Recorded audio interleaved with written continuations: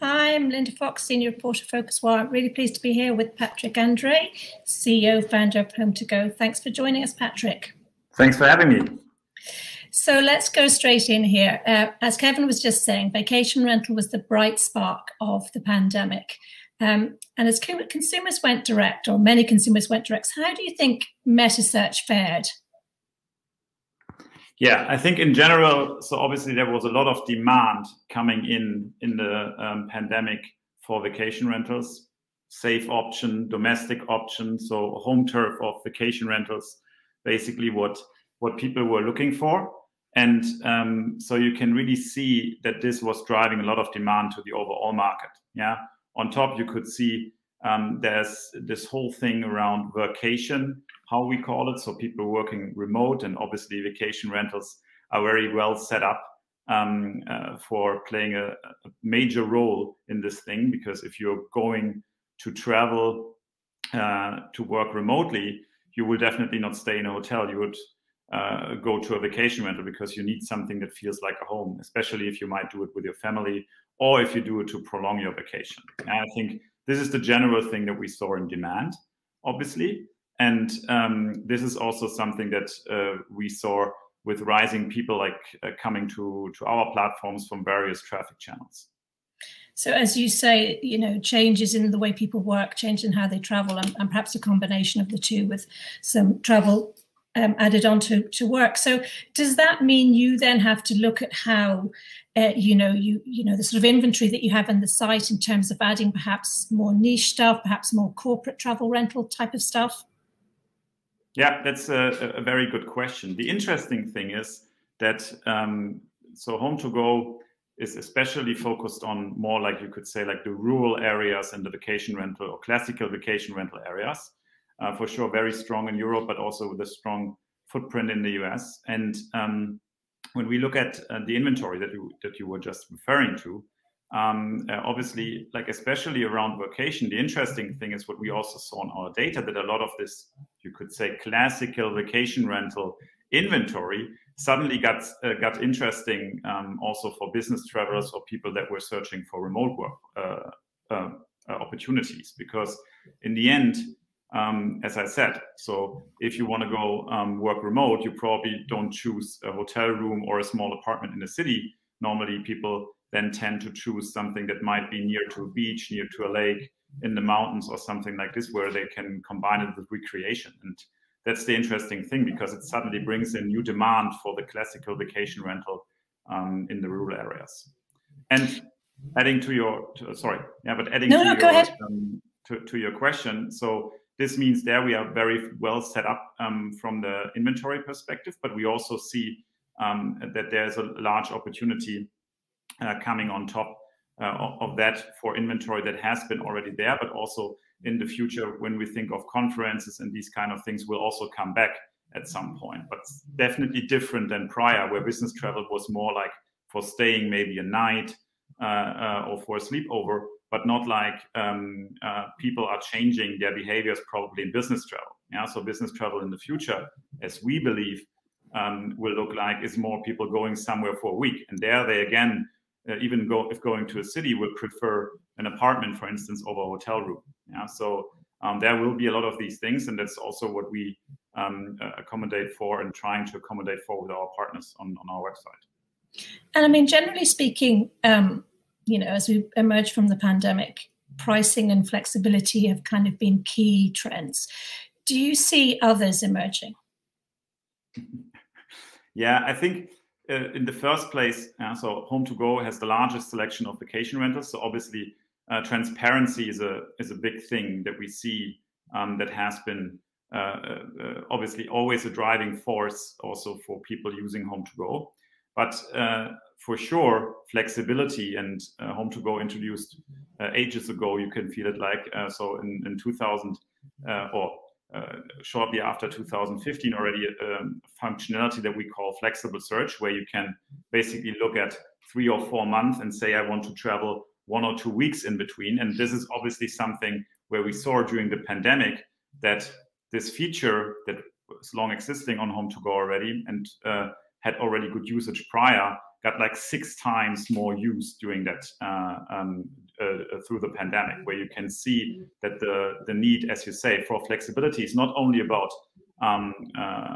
termination or cancellation policies, but also around flexibility in when I can go, where can I find a good price to go. And this is exactly what you see when you look at these product features, how the behavior of the user suddenly makes a step change towards using these, you could say, prior more advanced user features. Yeah. I want to just talk about a little bit about your big news last week, which was your IPO. Do you think you would have been IPOing if it hadn't been for the pandemic? That's obviously a good question. No, I think like for us, it was a good point in time now. So we generally prepared HomeToGo to go at some point to the stock market. Yeah.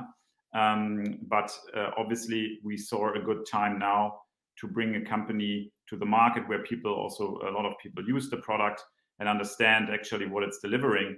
And even prior to the pandemic, so the alternative accommodation space was the fastest growing travel vertical, and obviously got accelerated a lot by this pandemic, yeah, in terms of relativeness, especially towards any other travel vertical, as Kevin also pointed out already in the introduction. And we saw, as I said, so there is one hand, you have a new type of customer coming in with a remote work location kind of view. And then on the other side, you have people that have never used vacation rentals prior, right? That suddenly come into this vertical and use it because either for safety or because they simply, I talked to an investor and he said to me, you know, like I have always been a hotel person, but I'm now using vacation rentals for the first time. And the interesting thing is, it's not for me personally about safety. It's also about, I don't want to be remembered on my vacation on wearing masks and all these things you still have to do in hotels. And sure. So you will see a lot of, or I have a good friend of mine who I was telling like for ages that he should go to a vacation rental. And he never did. Yeah? And now he's selling to me, oh, I went to Mallorca. It only cost 40 euros per night for me, private pool, private sauna. It's so nice. And I was like, yeah, I told you so, yeah, for a long time. But you have a lot of these people that actually suddenly get educated on this vertical that also haven't been there before. And by this, you will see that there's a long-lasting effect from that there is a certain kind of step change also in the adoption of vacation rentals or alternative accommodation as a mainstream product in travel. So staying on the IPO just for a minute now, I think it's quoted as $295 million is the proceeds for HomeToGo. You yourself have talked about the next level of growth, your growth initiatives, broadening the existing offering. What can you say about that? What can I say? So in the end, obviously, like we got the money for a purpose, yeah. So and there are several purposes. So we will broaden our footprint globally, so invest into our brand and going into more markets. That's one part of what we use the proceeds for. The other one is like broadening our offering in terms of technology solutions. So we have some technology solutions that we offer to our supply partners to help them actually become more successful, and by this make the whole accommodation space or alternative accommodation space more successful. And one part of it will also be M&A, yeah, like we did in the past. So do you like have gaps there that you're kind of thinking, you know, gaps you'd like to fill when you think about M&A? So we always look, when we do M&A, we always look for things that obviously can help and accommodate our current business. And so it's basically not about gaps, it's more about opportunities when we look at that. And so that's always the way we have looked at it in the past, and that's also how we will pursue there in the future. Okay, and you mentioned international expansion there, and you mentioned earlier you had a foothold in the US. So, I mean, how challenging is international expansion for a brand like HomeToGo? Because, other travel brands have had difficulty, say, taking a brand from the US to Europe or vice versa? Yeah, I think in general, we are coming from Europe, so like originally from Berlin, but in Germany. So you can see that we obviously have a strong footprint, especially in Europe. So 2/3 of our revenues are coming from Europe, and so you can see that obviously there is a lot of this is connected also to the supply we have on the side here in Europe. And I think like coming from Europe as at least prior to the pandemic being like the most traveled region of the world is actually not a bad thing as a travel company. Yeah, that's the first thing. Second thing is obviously like in the US, there's a large market. Yeah, and you can see, so like of these 2/3 of our revenue that we do in Europe, 1/2 we do with the DACH region, so Germany, Austria, Switzerland, roughly, and we do 1/3 of our revenues in North America, so US, Canada. So you can see where like the opportunity is there with Germany being much smaller, obviously, than the US. Yeah. But I mean, you've always been a big investor in keywords for your customer acquisition, and going over to the US, are your acquisition strategies changing at all? Yeah, we have a combination of traffic acquisition, obviously, that we have, right? Like on one hand, we see a lot of adoption from people that have used our websites before. Yeah, so and the longer we have been in the market, obviously, the higher this amount is. Yeah, so this is clearly what you can see. And this is also what we see every year, basically, in all these markets. Secondly, what we always have been good in is also acquiring not only organic traffic via people that return to the website, or direct traffic. Or organic is like organic traffic also from a technical perspective, like SEO and these kind of things. Yeah. So, and we invest a lot into CRM and social parts, where we also acquired a small company that did a lot of things around interacting with influencers around like their travel itineraries and these things. And there's a lot more to come from us. And would you say that your commercial model kind of has changed over the course of the pandemic? I wouldn't say it has changed, but obviously what you can see is that a lot of things have changed due to the way how people use basically vacation rentals, right? So what is interesting, what I said prior, is also that with the new use cases that came in for vacation rentals, you can see that people now return more often and have a use case where they book maybe more often a classical vacation rental. When they have done it maybe prior 1 or 2 times a year, they can now do it more often due to workation or other use cases they use vacation rentals for. And we see also from a commercial perspective, for sure, the part of our business that has to do with supporting our suppliers and is about them paying subscription for services that we offer to them is obviously also increasing, yeah, as a share of our revenues. So HomeToGo is one, or perhaps the only, sort of successful vacation rental meta search platform. So, I mean, what's to stop, an existing OTA from turning around and doing vacation rental meta search?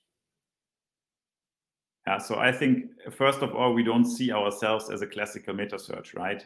So we see us as an aggregator, obviously, that combines a lot of things, but we normally help everyone that is connected to us to have the best way of connection from a technology perspective. So if people, like, for instance, cannot or have not the technical capabilities or the technical or the brand awareness on their side, that transactions and conversions can happen well on their side, we help them with having these transactions happening directly on HomeToGo. Yeah, or we help homeowners that want to sync properties over larger channels like Airbnb, like Booking, and so on, to sync these properties via software. So there's a lot of more things that we actually do, and I think this is, so we don't perceive ourselves as a meta search. Obviously, we have the largest selection of vacation rentals, but this is not necessarily connected to meta search, as we might have started our company in the beginning. And this probably also explains the different kind of perception and the different kind of success we have on that side. So we see ours differently from that. So just as a final point, as we come up on our time here, how much of an impact are you seeing from Google's developments in the vacation rental area? Yeah, so not so much. Yeah, I would say, like, in terms of the product, how we look at it. Yeah. But that's more our personal or subjective view on it, obviously. But if you compare it to HomeToGo, or also to other products, by the way, I think it's still far away from a good user experience there. Mm-hmm. And from the impact, obviously, if someone just pushes something between paid and organic results on position 0 without needing to fulfill the own algorithm, it obviously puts away traffic from the organic results. Yeah, that's clear. As we have been always good in